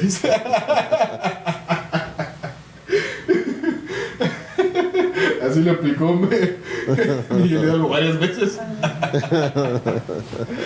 Y pues bueno, al terminar las juntas, se ponen a platicar y Miguel Hidalgo decide iniciar el movimiento con lo que se tenía. Hasta ese punto, Allende le cede justamente el poder a Miguel Hidalgo. Pero mira, se lo cede por vuelvo a repetir, por el arrastre, por la conexión que tenía con la gente. Por ¿sí? la imagen de ser un cura. Sí. Y esta conexión que tenía, porque si se levantaba Allende y daba el grito y hacía todo este movimiento, no le iban a jalar igual. Uh-huh. No le iban a jalar Ahora, igual. hay que recordar que ¿por qué no sacar un trapo diferente? ¿Por qué tienes que sacar el estandarte de la Virgen de Guadalupe? Porque hacía conexión con la gente. Claro. Y se buscó la Virgen que estuviera más morena para hacer la conexión con la gente, la identificación justamente con Mira, esa parte. en esta parte hay un contexto en donde hay un sermón en la Ciudad de México donde creo que es Fray Teresa de Mier, un cura. Voy a omitir el nombre para no cometer la torpeza del dato exacto, en donde en pleno sermón él dice que no está convencido de que el ayate de la Virgen de Guadalupe sea una manifestación divina. Incluso asevera que él conoce los pigmentos con los que fue teñida el ayate. O sea que en su momento fue una declaración bomba. Y en este momento, una disculpa si el comentario está hiriendo susceptibilidades, pero también en ese momento pudiera ser una declaración así muy fuerte. Pero esto se dio en la Ciudad de México y provocó un impacto bastante fuerte. Tiene sentido, me voy a salir un poquito del contexto y lo voy a ubicar en la parte religiosa, porque hay que recordar que antes de la Virgen de Guadalupe, los peninsulares intentaron poner varias vírgenes. Sí, pero no encajaban, Pues claro que no, ¿no? Porque eran blancas. claro. Y cómo Claro. la gente se iba a identificar Ajá, con alguien que no era de su tono de piel. de piel. Y ese es el primer punto. Y el segundo punto, pues ¿en dónde la hacemos parecer? Pues ¿en dónde? Pues en donde adoran a Tonanzi. ¿Quién es Tonanzi? Tonanzi es la madre de madre todos de los los dioses. ¿Y dónde iban los danzantes a rendirle tributo? Pues a orillas del cerro de Tepeyac. Entonces dijeron, pues el mejor lugar para poder hacer la presencia de una Virgen Morena, pues es ahí. Sí. Y entonces surge Tiene con la mezcla, todo tiene el la mezcla. contexto histórico de... Por eso, y lo digo con mucho respeto, yo soy guadalupano y creo en la Virgen de Guadalupe, déjame decírtelo. Y cuando cuento esto, me cuesta trabajo decirlo, pero pues es parte de una realidad. Sí. Y el hecho de que lo diga no quiere decir que deje de creer, no. Yo creo en la Virgen de Guadalupe, porque así me lo inculcaron mis padres, ¿sí? Pero el contexto histórico nos dice que pasó esto, Ujú. ¿sí? Y tiene mucho sentido, mira, ahora que venga el 12 de diciembre, vas a ver las mismas manifestaciones de cada año. ¿A qué me refiero? Danzantes bailando al pie del Cerro del Tepeyac.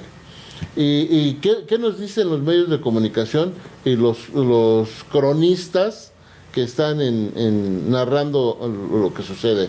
Como cada año, cerca de 3 millones de fieles mexicanos vienen a rendirle tributo a la Virgen Morena, y eso me parece muy bien. Y dicen, ¿y los danzantes también vienen? No, espérame. Los danzantes van a hacer juegan un papel bien importante. Los danzantes hacen una representación Sí. de lo que era antes de la Virgen de Guadalupe. Mira, hoy es 12. Hoy es 12. Mañana empieza el movimiento de danzantes en la cruz, Sí. ¿sí? Es el encuentro de los danzantes aquí en Querétaro. No sé si vaya a ver en esta ocasión, no, desconozco. Es exactamente lo mismo que estoy explicando. Es exactamente lo mismo. Un grupo de danzantes que se acerca a la entrada en este caso, del Templo de la Cruz, y que se ponen a bailar y que con el tiempo se convierte en un movimiento ideológico, cultural y social, Sí. que tiene otras dimensiones, otros matices, pero que nace con la intención de decir, bueno, sí Hacer una conexión, te acepto sí. la religión católica, pero Con mis características. sí, mis ideales, a esto se le llama talante. Mi talante religioso no lo voy a perder. Exactamente. ¿sí? Sí. Y fíjate, y es algo que yo veo, y a lo mejor ya nos salimos mucho del tema, pero tiene Pero que es ver, importante porque tiene mucho que ver. ¿sí?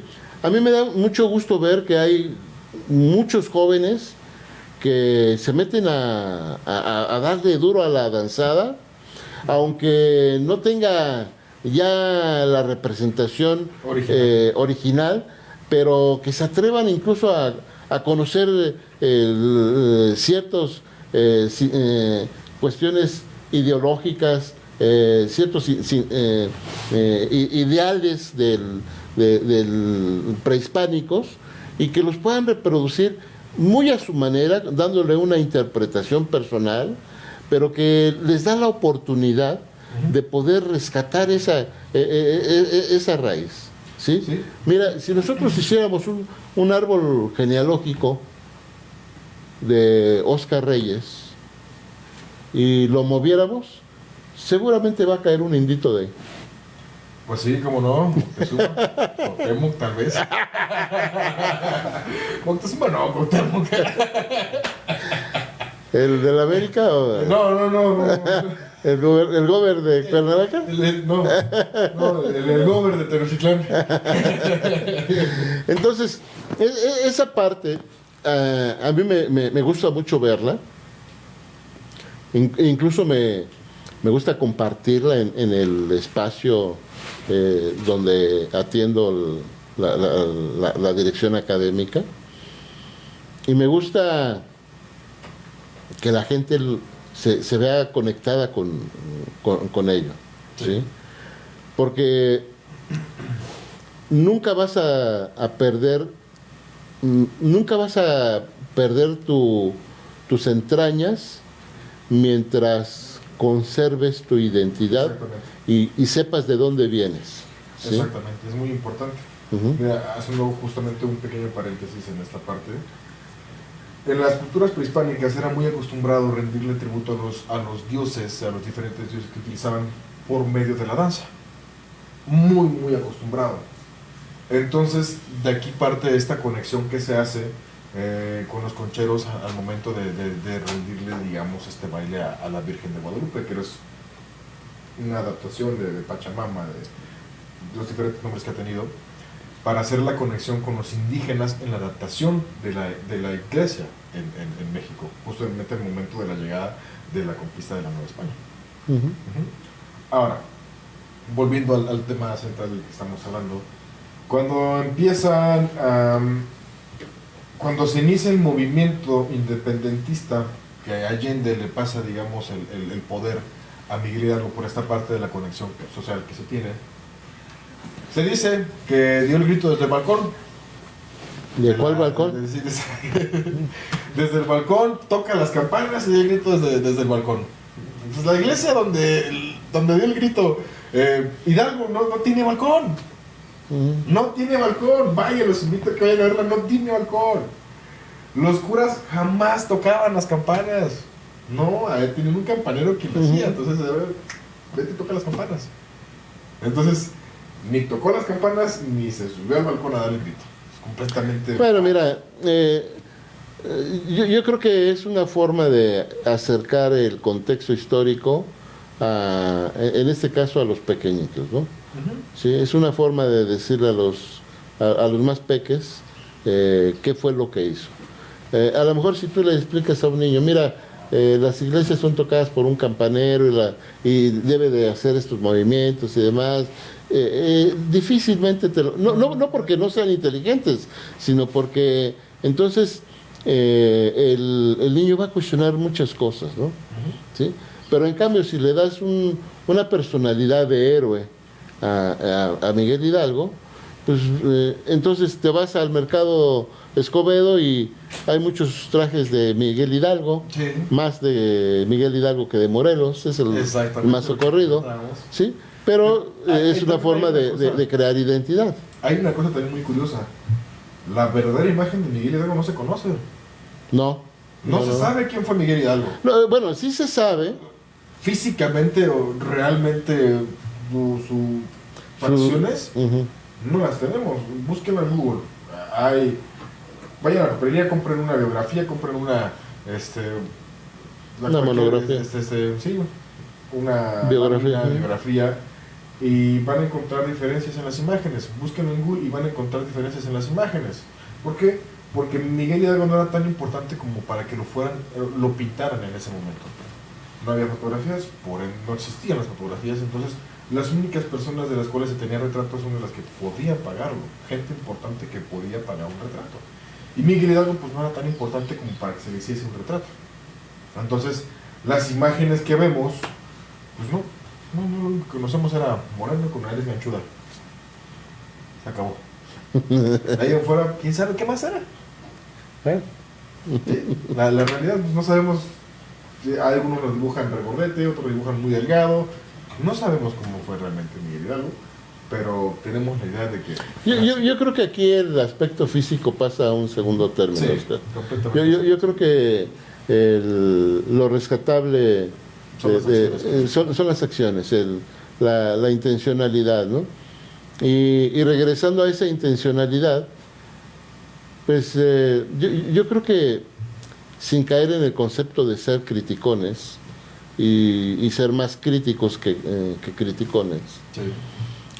Habría que entender bien qué fue lo que logró en su poco periodo En el de movimiento Hidalgo. Y yo creo que lo que logró fue encender la mecha de lo que se convirtió en un movimiento nacional y que a final de cuentas terminó con un gran abrazo. Sí, ¿Sí? sí. Exactamente. Bueno, de ahí se... Bueno, yo creo que vamos a tener que hacer dos transmisiones de este tema porque todavía nos falta un montón que ver y ya se nos está acabando el tiempo. Faltan un montón de cosas que ver y se nos está acabando el tiempo aquí del programa. Pero vamos a procurar avanzar lo más rápido posible, ¿no? Reúne a la gente, manda a liberar a los presos con el discurso de que los crímenes que habían cometido en contra de la Nueva España ya no tenían razón de ser, debido a que ya no era la Nueva España, sino que más bien en España ya estaba Francia. Entonces los crímenes que habían cometido pues ya no tenían razón de ser, por ende eran libres. Entonces, por obvias razones la gente se unía a Miguel Hidalgo, algo que hay que reconocer, tenía mucha, digamos, atracción de mucho masas, poder de mucho convocatoria, poder de convencimiento, y atraía a toda la gente que se le apegara. Estaba luchando con el movimiento. No tenían armas, es algo bastante importante en ese momento. Únicamente tenían machetes, palas, picos, pero ningún arma de fuego. Empiezan a reunir a la gente y algunos días después llegan y buscan el punto principal a tomar, que sería la Lóndiga de Granaditas. Yo creo que sería la primera gran victoria que tuvo Miguel Hidalgo en el movimiento, sino que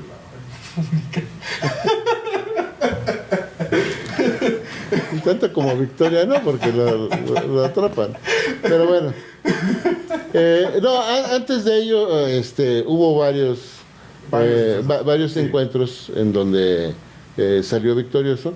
Y déjame hacerte un comentario.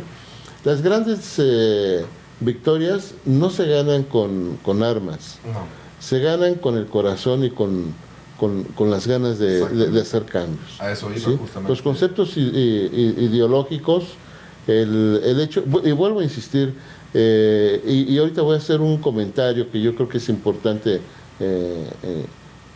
que yo personalmente lo haga, ¿sí?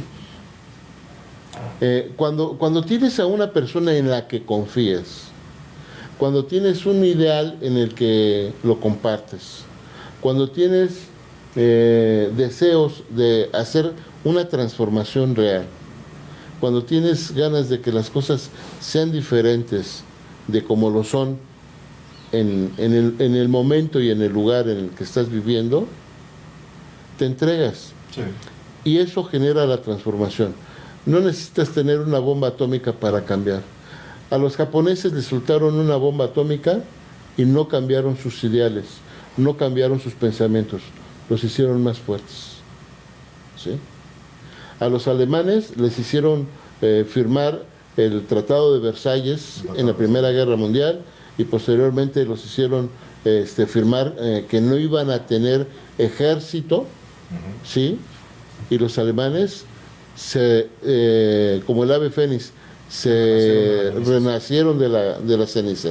Entonces yo creo que aquí, en el caso muy particular del comentario, yo creo que se tenía por parte de Miguel Hidalgo esa ideología, que aunque detrás de esa ideología había intereses particulares muy importantes, sí, pues había también de fondo una transformación que podía beneficiar a quienes vivían en la Nueva España. Sí. Y eso era evidente, no podemos negarlo, ¿sí? Entonces, esa es la parte que hay que rescatar. Y el comentario que yo quiero hacer es el siguiente. Fíjate que de repente como mexicanos nos damos cuenta de los errores que hay en nuestro país y los comentamos en una sobremesa, los comentamos en casa, los comentamos en el trabajo y se queda en un comentario. Sí. nada más. Sí. Y No te dan, trasciende. te dan otro gasolinazo y a lo mejor les mientas la madre a los del gobierno Pero aquí en corto. aquí en cortito. Y yo creo que en este momento hace falta en México líderes con carácter y con presencia, Sí. que puedan mover masas, que puedan mover con sentimiento y con razón, ¿sí? Pero con una razón bien entendida, bien dirigida, para poder hacer una transformación, ¿sí? Una revolución. De hecho, no se trata de hacer una revolución, simple y sencillamente que hagas un cambio, que tus convicciones se modifiquen, ¿sí? Llevamos una independencia y una revolución que no ha servido para nada, Para absolutamente nada. No. ¿sí? Para nada. Entonces, nos jactamos de que 100 años, 210 años de independencia y 110 años de revolución. ¿Y en dónde estás? ¿Sí? ¿Qué líderes tienes? Fíjate que en el caso muy particular, y perdón que me salga tan abruptamente del tema, pero como lo dije anteriormente, son mis convicciones y no me puedo quedar callado ante ellas, ¿sí? Yo, por ejemplo, seguí muy de cerca la biografía de José Vasconcelos, ¿sí? En el movimiento revolucionario, José Vasconcelos juega un papel muy importante porque cuando México logra logra terminar con el movimiento de la revolución, es nombrado embajador de Estados Unidos, entonces se va a Estados Unidos, ¿sí? Regresa y llega con unos ideales muy interesantes. Y fíjate, eso que te voy a decir, yo lo platicaba el día de ayer con mi esposa y lo he platicado miles de veces con muchas personas y con muchos alumnos que han pasado por alumnos maestros que han pasado por mis manos. Tú sabes bien que yo soy formador de maestros, Sí. ¿sí? Y yo les decía, a ver, piensen un poquito. Un individuo que agarra su carcachita, buena o mala, y la llena de libros, y en sus días de descanso se va a la sierra a repartir libros. Y fíjate, esta anécdota que te voy a comentar que le pasó a José Vasconcelos, en una ocasión iba en su carcachita y de repente llega un poblado en donde pensaban que todavía no se acababa la Revolución Mexicana. Fíjate, entonces lo detienen y le dicen, a ver, ¿qué es lo que trae en su carro? Y les dice, traigo las armas más poderosas que el hombre puede tener. Ah, condenado, pero a ver, traigan al presidente municipal. Entonces llevan al presidente municipal, ¿dónde están las armas? Y abren la cajuela y empiezan a tirar los libros por todos lados. Y, a ver, desgraciado, ¿dónde están las armas? Los libros son las armas más importantes que le puedes dar a un ser humano. Y fíjate qué bonita lección, ¿no? Sí. ¿Sí? Esa, y voy a terminar otra. Él decía, él fue precursor de un programa que se llamó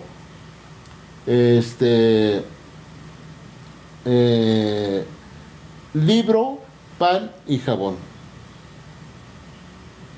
¿Sí? Decía que en todo lugar de México el pueblo debería de tener un libro que leer, un pan que comer y un jabón para mantenerse higiénicamente aseado. Sí. Fíjate, si le hubiéramos hecho caso a José Vasconcelos, Ujú. pinche coronavirus no nos tragaría nada ahorita. No, Pero bueno, obviamente no. son parte de las anécdotas que... Claro. Y fíjate hasta dónde nos fuimos, ¿no? Pero bueno, perdón, por eso digo que andamos como ping-pong, pero bueno. Vamos por ahí a pasar algunos saludos. Tenemos ahí saludos de Jessica Reyes, saludos al maestro Roberto. Gracias, Jessica, yo también te quiero mucho. Ismael dice muy bien dicho. Stephanie Hermar, saludos profesores. Saludos organizados que también, hermano. Eso es todo. Dice por ahí Juan Barrón que no va a haber, según está cancelado el recorrido, lo que estamos platicando de los... Ok. Ujú. Francisco González, excelente, Oscar, saludos, profe Robert. ¿Quién? Paco, maestro Paco. Ah, él debería de estar sentado aquí, hombre. También. Paco, deberías de estar aquí. No, maestro Francisco González, Francisco Gaitán, maestro Paco. Ah, Paco Gaitán. Pues él también debería de estar. También debería estar aquí. Paco Gaitán fue mi alumno. Un saludo, Paquito. Sabes que se te aprecia. Y también deberías de estar aquí hablando junto conmigo. Rosario Bermúdez manda saludos. Ah, Miss Rose, sí. Miss Rose. Un saludote, Rose. Saludos para allá. Dice Juan Marrón. Lico, Oscar, un poco de la historia de la pirámide del pueblito y las fiestas de la Virgen del Pueblito. Valga la redundancia, el paseo del buey, las paradas de Loren del Franciscana, perdón, las vistas de la mera patrona de la ciudad de Querétaro, el tapete de acerrín, etcétera, etcétera, etcétera. Ah, mira, ahorita que ¿quién lo pide? Juan Barrón. Juan Barrón. A lo mejor puede ser que sea un exalumno que tuve. Si eres mi exalumno, espero que ya hayas regresado de Francia, Juanito Barrón. Si es él. Si no, de todos modos, un saludo para ti, Juan. Te voy a contar una anécdota del pueblito. ¿Tú sabes cómo se vendían las jícamas en el pueblito? Sí, ¿cómo no? ¿Cómo? Pasos. No, en costales, hijo. Aplicado. Bueno, es que me la quieres matar, hijo. Oh, me preguntó. Una anécdota. Tú ibas al pueblito y decías, traigo 5 pesos, quiero comprar 5 pesos de jícama. Entonces ibas con el dueño de la tierra, donde estaban sembradas las jícamas, y el dueño de la tierra te decía, 5 pesos, a ver, márcale 3 pasos de aquí para allá. Marcabas 3 pasos. Y ahora otros 3 pasos de ahí para allá. Entonces marcabas un cuadro de 3x3 y te daban una pala. Entonces, pues ráscale lo que encuentres ahí por 5 pesos. Y era una situación muy padre, ¿no? Porque la gente de Querétaro, fíjate cómo lo digo, la gente de Querétaro iba hasta el pueblito, imagínate cómo lo digo, como si fueras a otro estado, Sí. especialmente a comprar jícamas y a comer elotes, y obviamente a visitar a la patrona de Querétaro, que dicho sea de paso, es la virgen más fiestera de toda la República Mexicana. ¿Cómo no? ¿Sí? La Virgen del Pueblito todos los días anda de fiesta. Ahorita no sé con lo de la pandemia si también me la tengan a la sana distancia, no sé cómo, También, yo creo. pero Festejando es la muy sana fiestera, ¿sí? Y el Paseo del Buey se hace el tercer domingo del mes de febrero, Sí. ¿sí? Y aquí voy a contar una anécdota. Cuando Toño Zapata era el presidente municipal de Corregidora, ¿sí? Pues les echó a la comisión, a la Asociación Protectora de Animales, que porque iban maltratando al animal, y realmente no se le maltrata. Lo que hace es, se le van agregando los ingredientes con el que se va a cocinar mañana. Sí. Pero pues a un buey lo llevas al matadero y normal, ¿no? Y esa vez tuvo una bronca por ahí Zapata con el pueblo.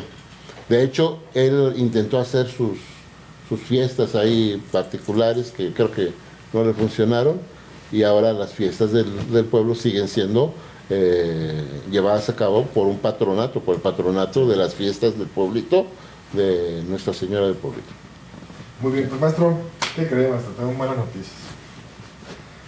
Ya se nos acabó el programa. Ya, lástima, hombre. Se nos acabó el programa. Por aquí me faltó un saludo de Yaya Castro.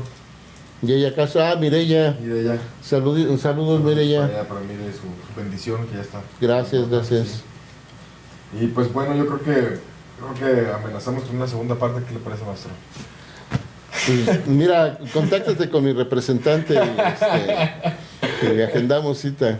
Aquí andamos para ver que ya Sí. se puede hacer la segunda parte, porque todavía falta mucho que hablar acerca Sí, de, hay mucho que hablar. de la independencia de la Nueva España. Pero ya no nos alcanza el tiempo, pero yo creo que amenazamos con una segunda parte, ya le estaremos por ahí comunicando. Y pues maestro, muchas gracias por estar con nosotros aquí en Hablando con un servidor.